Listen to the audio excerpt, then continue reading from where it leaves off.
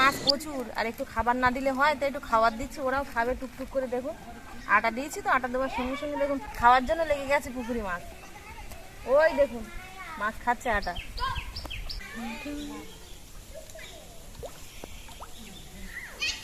আটা দেওয়ার সঙ্গে সঙ্গে দেখুন মাছ সব লেগে গেছে, সব খাচ্ছে বসে বসে। নমস্কার বন্ধুরা, সুপ্রিয়া কিচেন আবার আপনাদের সবাইকে স্বাগত জানাই। রান্না তো করবো বন্ধুরা, তো তার আগে ভাবলাম পুকুরে মাছের একটু খাবার দিয়ে আসি, মাছগুলোও খেতে লাগুক, ওদেরও তো খাবার দরকার, আমরাও তো খাবো পরে।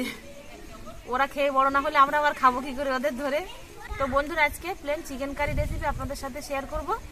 চিকেন কারিটা কিন্তু প্লেনই হবে, কিন্তু তবু তার মধ্যে একটু নূতনত্ব আছে, যা আপনাদের সকলেরই খুবই ভালো লাগবে। তো ভিডিওটা না কেটে প্রথমের থেকে শেষ পর্যন্ত দেখবেন, আশা করছি আপনাদের ভালো লাগবে। চিকেনটা রান্না করার জন্য পেঁয়াজ রসুনগুলো ছাড়িয়ে রেখেছি, আলুটা কিন্তু ছাড়িয়ে কেটে নিয়েছি, পেঁয়াজটা কেটে নেবো, আর রসুন আর আদা বেটে নেবো।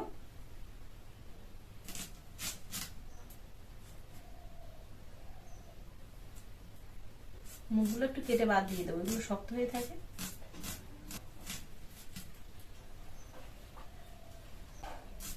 আমরা তো প্রত্যেকেই বাড়িতেই রান্না করে খাই চিকেন সব সময় নরমাল ভাবে, কিন্তু এই নরমালের মধ্যেও একটু অন্যরকম আছে। সঙ্গে কিছু ধনেপাতা নিয়েছি, ধনেপাতাগুলো কুচি করে নেব।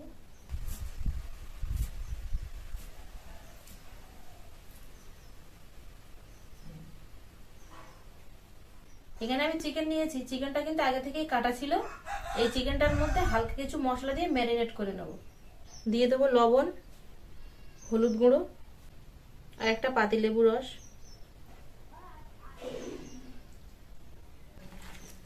এখানে আমি 500 চিকেন নিয়েছি, চিকেনটা মাখিয়ে নিয়েছি, চাপা দিয়ে রেখে দিয়ে এবার বাকি যে আদা রসুন ছিল এগুলো বেটে নেবো শিলে।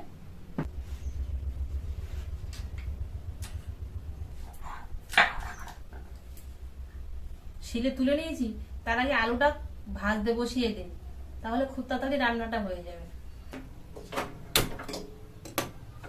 কড়া গরম হয়ে গেছে, সরষের তেল দিয়ে দেবো আলু ভাজার জন্য। এর আগের ভিডিওতে আমি আপনাদের বলেছিলাম যে আপনারা কমেন্টে বেশি কিছু লিখবেন না, একটু ভালোবাসা ছোঁয়া দিলেই হবে। এই কথার অর্থটা কিন্তু খারাপ ভাবে নেবেন না, এই কথার অর্থটা আমি পরে বলছি আপনাদের।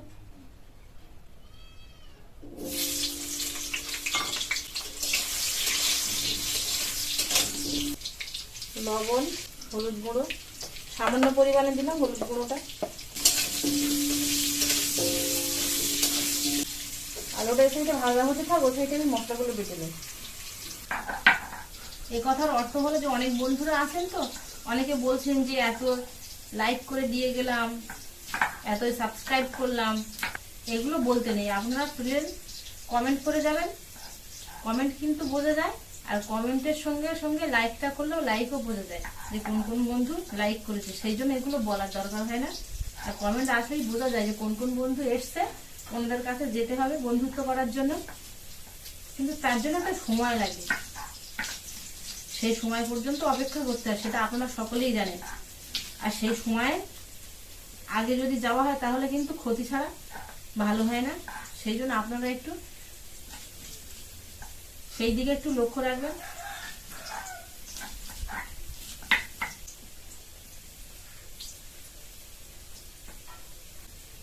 আদাটা বেটে নেব।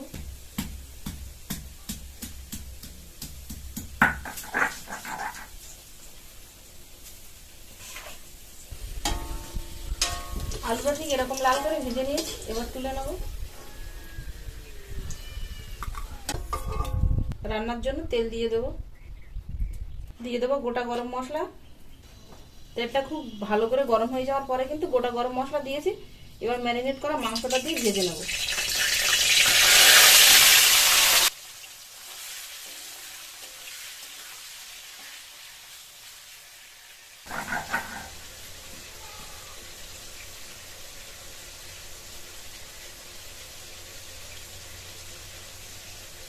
পেঁয়াজ রসুন আদা মশলাগুলো সব বেটে নিয়েছি।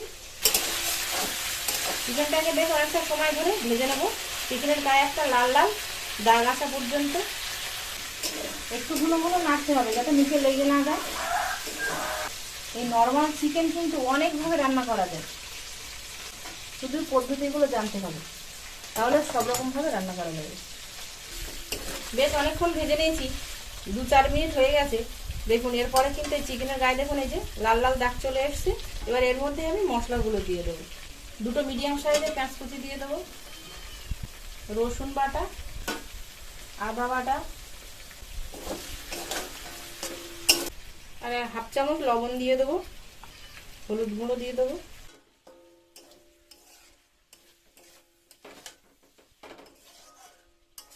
আর দিয়ে দেবো লাল লঙ্কার গুঁড়ো। এই লঙ্কার গুঁড়োটা আমি বাড়িতেই বানিয়েছি, সেই জন্য এর কালার আছে। তো আপনারা যদি বাজারে কেনা লাল লঙ্কার গুঁড়ো দেন তাহলে কিন্তু তার সঙ্গে একটু কাশ্মীরি লঙ্কার গুঁড়ো দেবেন, তাহলে কালারটা ভালো আসবে।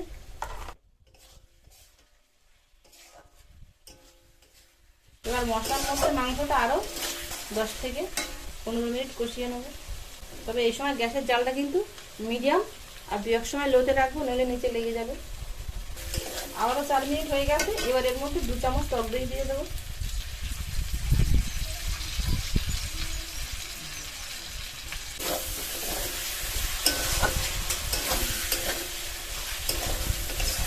এক চামচ ধনে গুঁড়ো, 1 চামচ জিরে গুঁড়ো। এই মশলাটা দিয়ে আমি আর 5 মিনিট কষিয়ে নেব। আস্তে আস্তে চিকেন থেকে কিন্তু দেখুন বন্ধুরা তেল ছাড়ছে। এই সময় কিন্তু গ্যাসের জালটা লোতে রাখতে হবে, খুব জোরে জাল দিলে কিন্তু মশলাগুলো পুড়ে গেলে আর চিকেনটা খেতে ভালো লাগবে না। 10-11 মিনিট কষিয়ে নিয়েছি। এবার এর মধ্যে আলু দিয়ে দেবো। আপনারা কিন্তু আলু ছাড়াও এই রান্নাটা করতে পারেন, কিন্তু প্লেন চিকেন কারি তো একটু আলু না হলে আবার ভালো লাগে না খেতে।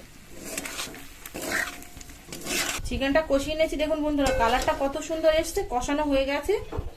এবার এর মধ্যে জল দিয়ে দেবো।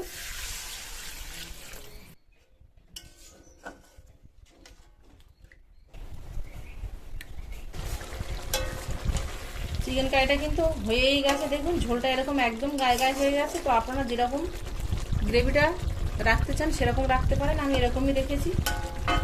এবার এর মধ্যে সানরাইজের শাহি গরম মশলার গুঁড়ো দিয়ে দেবো। শুধু বন্ধুরা দেখুন চিকেনের কালারটা কত সুন্দর এসছে আর কতটা লোভনীয় হয়েছে। দেখুন উপর দিয়ে একটু ধনেপাতা কুচি দিয়ে দেবো। বাড়িতে তো আমরা সব সময় সব রকম মশলা একসঙ্গে দিয়ে নরমাল চিকেন কারি বানাই, কিন্তু আপনারা একবার এইভাবে বানিয়ে দেখবেন, আশা করছি আপনাদের ভালো লাগবে। তো যে সকল বন্ধুরা এখনো আমার ইউটিউব চ্যানেলে নতুন, প্লিজ বন্ধুরা চ্যানেলটিকে সাবস্ক্রাইব করবেন, আর আমার পরবর্তী ভিডিও সবার প্রথমে দেখার জন্য পাশে থাকা বেল আইকনটি ক্লিক করে দেবেন। আর যে সকল বন্ধুরা আমার ভিডিওতে পুরাতন বন্ধু, আপনাদের অনেক অনেক ধন্যবাদ জানাই এতদিন আর এত সময় আমার সঙ্গে থাকার জন্য। অনেক বন্ধু আছেন কমেন্ট করছেন কিন্তু লাইক করছেন না, সেটাও কিন্তু দেখা যায়। তো প্লিজ বন্ধুরা আপনারা লাইকের সঙ্গে সঙ্গে কমেন্টটাও করবেন। এতক্ষণ আমার সঙ্গে থাকার জন্য আপনাদের অনেক অনেক ধন্যবাদ। আবারও দেখা হচ্ছে আপনাদের সাথে পরে নতুন কোনো রেসিপিতে। ততক্ষণ আপনারা সবাই ভালো থাকবেন ও সুস্থ থাকবেন।